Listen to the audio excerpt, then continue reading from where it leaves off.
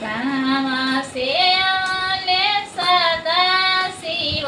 जोड़ी में बबुतलियाले कहाँ से आवली गौरा दे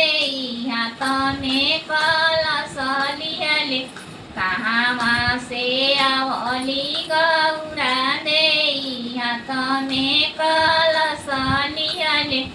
पूर्व से आवले महादेव जोड़ी में बबुतलियाले पूर्व से आवले महादेव जोड़ी में बबुतलियाले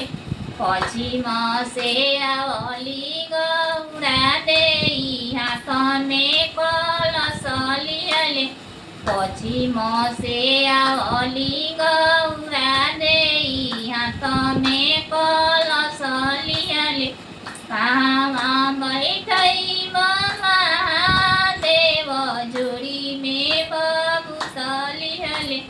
कहाँ बैठई गौरा दे हाथ में कलश लियाले कहाँ बैठई गौरा दे हाथ में कलश लियाले दुआरे बैठई महादेव हाथ जोड़ी में बबुतलियाले दुआरे बैठई महादेव जोड़ी में बबुतलियाले अंगने बैठई गौरा दे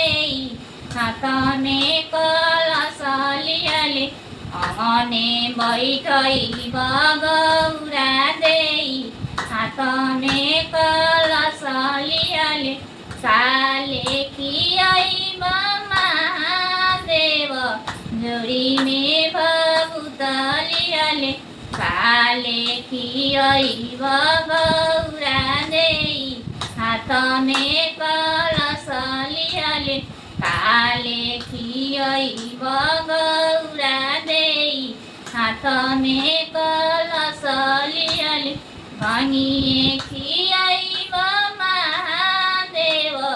जोड़ी में बबुतलियाले धतुरी खियाई महादेव जोड़ी में बबुतलियाले ओरे खियाई गौरा दे हाथ में कलश लियाले ओरे खियाई गौरा दे हाथ में कलश लियाले कहाँ सुतई महादेव जोड़ी में बबुतलियाले कहाँ सुतई गौरा दे हाथ में कलश लियाले कहाँ सुतई गौरा दे हाथ में कलश लियाले दुआरे सुतई महादेव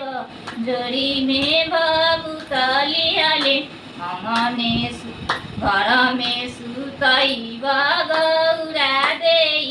हाथ में कलश लियाले घर में सुतई गौरा दे